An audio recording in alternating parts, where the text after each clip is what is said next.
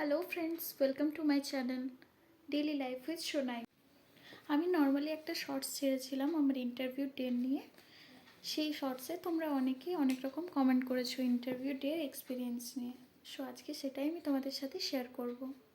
So আমার interview ছিল 15 January first শিফটে 11টা থেকে। সো আমি যেহেতু কলকাতা থেকে দূরে থাকি, মানে আমি পুরুলিয়াতে থাকি, তো সেই জন্য আমি তার আগের দিনের ট্রেনেই চলে গেছিলাম, যেহেতু আমার সকাল 11টা থেকে ইন্টারভিউ ছিল। তাই ওখানে পৌঁছে আমি মোটামুটি 8টার মধ্যেই পৌঁছে গেছিলাম। ওখানে অলরেডি কিছুজন লাইন দিয়ে ওখানে দাঁড়িয়েছিল। সো মোটামুটি আমি তাড়াতাড়ি পৌঁছেছিলাম। সো সেই অনুযায়ী আমি লাইন দিয়ে দাঁড়াই। 8-9 জনের মধ্যেই আমি ছিলাম, আর প্রথম 8-9 জনের মধ্যে। দেন 9:30টার দিকে, 9:30 নাগাদ ওরা আমাদেরকে, 9টা 9:30 নাগাদ ওরা আমাদেরকে এন্ট্রি করায়। ওখানে যে সিকিউরিটি কাকুগুলো ছিল, দেন আমাদেরকে সোজা ওরা ডিরেক্ট 3rd ফ্লোরে নিয়ে চলে যায় আর ওখানে বসতে বলে। দেন আমরা মানে ওই দিন জিডিএমদেরও এক্সাম ছিল। সো কিছু জনের এক্সাম ছিল, মানে ইন্টারভিউ ছিল হচ্ছে 2nd ফ্লোরে, কিছু জনের 3rd ফ্লোরে, আবার কি জিডিএমদের। সো আমাদেরকে ওরা সেভাবে বসায়, যাদের 3rd ফ্লোরে ছিল তাদের একদিকে, ওখানে অনেকগুলো চেয়ার রাখা ছিল পরপর, সে চেয়ারে ওরা বসতে বলে। দেন একদিকে 2nd ফ্লোরের ক্যান্ডিডেটদের আর একদিকে 3rd ফ্লোরের ক্যান্ডিডেটদের ওরা বসায়। তার কিছুক্ষণ পর ওরা মানে চেয়ারে আমরা পরপর এরমভাবে বসেছিলাম লাইন বাই লাইন, এক একটা চেয়ারে মোটামুটি 5-6 জন মতো বসেছিল। তারা দেন ওরা ইনস্ট্রাক্ট দেয় যে যারা 3rd ফ্লোরের তারা ফার্স্ট 2টো রো এগিয়ে এসো।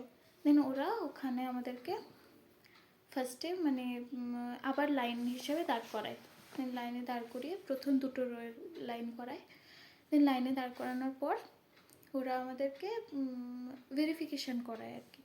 ভেরিফিকেশান বলতে 2টো ইন্টারভিউ কল লেটার আর হচ্ছে তোমার রেজিস্ট্রেশনের 2টো জেরক্স আর কি, আর তোমার আধার কার্ড অরিজিনাল, যেটা আধার কার্ড বা যে কোনো ফটো আইডেন্টিটি প্রুফ ওরা চায় আর কি।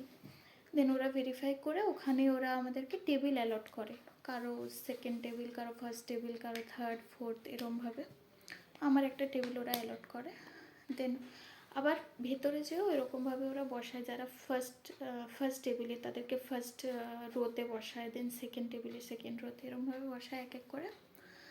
আফটার দ্যাট যখন মোটামুটি 50 জনের মতো ওদের হয়ে যায়, 6টা ওরা রো হিসাবে বসায় 6টা রোতে। মোটামুটি প্রত্যেকটা রোতে 6-7 জন করে ক্যান্ডিডেট ছিল প্রথম কিছু জনে। দেন তারপরে ওরা সেভাবে বসায় আর কি।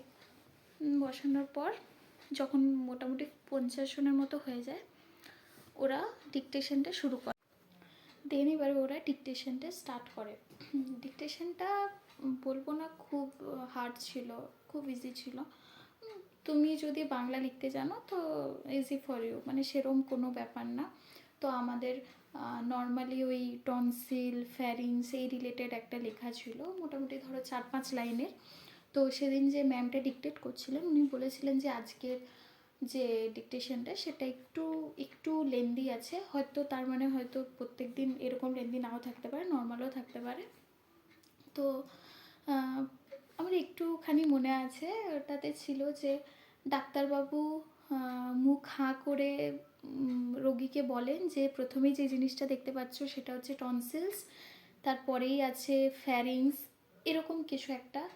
তো অনেকে কিছু কিছু জায়গায় আটকে যাচ্ছিলো, লাইক ফ্যারিংস, এগুলোর টনসিল টুকটাক আর কি, যারা একটু। তো তাদেরকে ম্যাম বারবার ধরে রিপিট করেন অ্যান্ড বলেন যে বেশি কাটাকাটি করবে না, হিজিবিজি করে কাটাকাটি করবে না, নর্মাল এক লাইনে দাগ কেটে দেন পাশে তোমরা লিখবে। আর এরম না যে একটু কাটাকাটি করলেই তোমার ক্যান্সেল হয়ে যাবে, তুমি আর বুঝতে পারবে না ইন্টারভিউতে, এরম কোনো ব্যাপার নেই। ওখানে যতজন ছিল প্রত্যেকে কিন্তু ইন্টারভিউর জন্য লাইক অ্যালট হয়েছিল, সো কোনো প্রবলেম হয়নি। আফটার দ্যাট এটার পরেই যেহেতু আমাদের টেবিলের যে মানে ওখানে সব ম্যামরা বা স্যাররা যারা ইন্টারভিউ নিচ্ছিলেন তারা অলরেডি ওনারা এসে গিয়েছিলেন। তো এরম নাকি সব সব টেবিলের একসাথে ইন্টারভিউ শুরু হবে। আমার টেবিলে একজন স্যার ছিলেন আর একজন ম্যাডাম ছিলেন। তো স্যারটা হয়তো বাইরে থেকে এসেছিলেন, আমার খুব একটা আইডিয়া নেই ওনার সম্পর্কে। তো সেই কারণে আমাদের টেবিলে ইন্টারভিউটা আগে স্টার্ট হয়।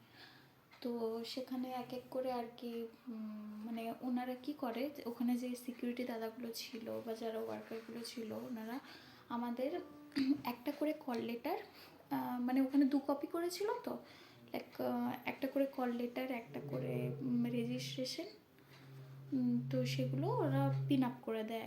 পিন আপ করে সেগুলো ওই টেবিলে যে যার যে টেবিলে আর কি ইন্টারভিউ আছে সেখানে ওরা ইন্টারভিউয়ারদের কাছে ওরা জমা দিয়ে দেয়। সেই হিসাবে ওনারা নাম ডাকতে থাকেন বা পরপর বলে দেন যে পরপর তোমরা চলে যাও। তো সেভাবে ওনারা ইয়ে করেন। তো হ্যাঁ, এরপরে আসি ড্রেসের কথায়। অনেকে জিজ্ঞেস করছেন কীরকম করছিলে তোমরা, যে কীরকম ড্রেস পরবো কীরকম না। তো ওখানে মোটামুটি সবাই কুর্তি, মানে মেয়েগুলোর কথা বলছি, মোটামুটি সবাই কুর্তি, লেগিংস, ওড়না, ঠিক আছে। কেউ কেউ আবার হেয়ার টাই করে গেছিলো উইথ নেট বান করে, ওটা তোমাদের পার্সোনাল চয়েস। আর ওড়না দেবে, খুব বেশি আই ক্যাচি কালারের ড্রেস পরবে না। আর অনেকে শাড়িও পরে যাচ্ছিলো, শাড়ি পরা তো কোনো বাধা নেই, শাড়ি পরতে পারো, একদম নর্মাল সোবার কালারের, খুব ভালোভাবে প্লিট করা যেন থাকে। খুব বেশি হাই হিলস, জিন্স এইসবগুলো অ্যাভয়েড করবে।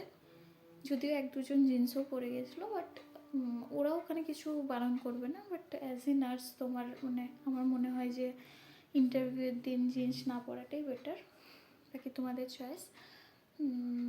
আর বাকি ড্রেস নিয়ে আর সেরকম কিছু না, বাস একটু নিটলি, খুব বেশি মানে জুয়েলারি এসব একদম পরবে না। ইন্টারভিউ টেবিলে বললাম 2জন ছিলেন। আমার যখন নাম ডাকেন ওনারা, আমি স্যার ম্যাম আসবো বলে আমি ভেতরে ঢুকি। ওনারা বলেন ঠিক আছে, তুমি ক্যামেরার দিকে তাকিয়ে নিজের নামটা বলো, বসো। তো আমি তাই করলাম, ক্যামেরার দিকে তাকালাম, দেন ওনাদের কাছে পারমিশন নিয়ে আমি বসলাম। দেন আমি হচ্ছি 2023-তে ব্যাঙ্গালোর থেকে পাস আউট একজন।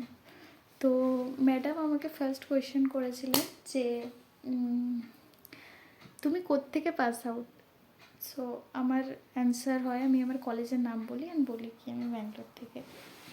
তো সেটা শুনে ম্যাডামের যে রিয়াকশন সেটা খুবই অদ্ভুত ছিল। মানে উনি আমাকে এরমভাবে ট্রিট করলেন কি, ও ব্যাঙ্গালোর থেকে পাস আউট, মানে তুমি তো কিছুই জানবে না, মানে তুমি তো নিজের হাতে কোনো দিন কিছু করোনি। সো অলরেডি আমি 2023-তে পাস আউট। এরপরে আমি 3টে হসপিটালে জব করেছি, এখনও করছি। সো আমার মোটামুটি আইডিয়া আছে জিনিসগুলো কী কী না। তো উনি আমাকে প্রথমেই বলেন, স্যারটা কিছু বলেননি, ম্যাম প্রথমেই বলেন, ও তুমি তো নিজের হাতে লেবারও করোনি, তুমি নিজের হাতে ইঞ্জেকশনও দেননি। অ্যান্ড উনি, আমার খুব খারাপ লেগেছিলো কথাগুলো। লাইক আমি ওনাকে বললাম যে আমি 2023-এই পাস আউট, অ্যান্ড তারপরে আমি ওয়েস্ট বেঙ্গলে এসে আমি 3টে হসপিটালে জব করেছি, নিজের হাতে আমি সব কিছুই করেছি। তো ওনার বক্তব্য, তুমি আইএম দিতে জানো, তুমি হাইওয়ে দিতে জানো। তো আমি বললাম হ্যাঁ ম্যাম আমি জব করছি। তো দেন তারপরে সেরম আমাকে কিছু উনি বলেননি, লাইক 2-4টে কোয়েশ্চেন করলেন। আমার 2-4টে বলতে নিউবর্ন রিফ্লেক্সেস, দেন টুকটাক লেবারের মেকানিজম, আর ওই ভ্যাকসিন সম্পর্কে কিছু কোয়েশ্চেন করলেন নর্মালি। আর টিটি কোথায় দেওয়া হয়, কোন মাসেলে। বাট আমি অ্যান্সার করছিলাম, তো উনি সেরম রেসপন্স কিছু করছিলেন না। যেহেতু ব্যাঙ্গালোর থেকে পাস আউট শুনেই হয়তো উনি একটু, তো তোমরা একদম ভয় পাবে না। এরম নয় যে সব টেবিলে এরকম হবে, হতে পারে আমার টেবিলে যে ম্যাম ছিলেন উনি এরমভাবে ট্রিট করলেন। তো আমার এক্সপিরিয়েন্স এইটুকুই, মানে উনি সেরকম আমাকে ওই তো 4-5টা কোয়েশ্চেন করলেন, আমাকে ওরম বললেন যে ব্যাঙ্গালোর থেকে পাস আউট মানে তো তুমি কিছুই জানো না, এরমভাবে। দেন ওটা বলে বললেন ঠিক আছে তুমি যাও। স্যারটাও সেরকম, মানে স্যারটা কোয়েশ্চেন করেননি কিছু, জাস্ট উনি আমার অ্যান্সারগুলো শুনছিলেন। দেন আমি বাইরে বেরিয়ে আসি। বাইরে বেরিয়ে আসার পর দেন বাকিদের চলতে থাকে। আমার ইন্টারভিউ 11:30 পৌনে 12টার মধ্যেই শেষ হয়ে গেছে। মানে আমাদের ইন্টারভিউ আমাদের 11টা থেকে টাইম, অ্যান্ড 11টা ওই 10-15 দিকে স্টার্ট হয়ে গেছে। আর আমাদের টেবিলে যে ম্যাম স্যারগুলো ছিলেন ওনারা 4 থেকে 5 মিনিট করে সব ক্যান্ডিডেটদেরই ইন্টারভিউ নিচ্ছিলেন, তার বেশি না। অন্য মানে প্রত্যেকটা টেবিলে আলাদা আলাদা, কারো 15 মিনিট করে হচ্ছিল, কারো আধা ঘন্টা ধরেও হচ্ছিল। সো এরম না যে আমার 4-5 মিনিট হয়েছে মানে সবার টেবিলে 4-5 মিনিট করেই হবে, একদমই না। যার যে টেবিল, ওটা পুরোটাই তোমার লাকের ওপর ডিপেন্ড করছে, যে টেবিল তোমাকে অ্যালট করা হবে সেই হিসাবে। বাকি খুব হার্ড কিছু কোয়েশ্চেন আমার লাগেনি, বা আমি যাদের থেকে জিজ্ঞেস করলাম তাদেরকেও মোটামুটি ওই নর্মাল কোয়েশ্চেনই করেছে। তো তারপরে তোমার মানে তোমার যে টেবিল অ্যালট হবে সেইখানে যে স্যার ম্যাডাম আছেন তারা কোন সাবজেক্টের স্পেশালাইজেশন আছে তাদের, তারা সেই রিলেটেডই কোয়েশ্চেন বেশিরভাগ করছে। আর তাছাড়া তুমি কোন ওয়ার্ডে কাজ করো সেই ওয়ার্ড রিলেটেডও অনেক কোয়েশ্চেন করা হয়েছে।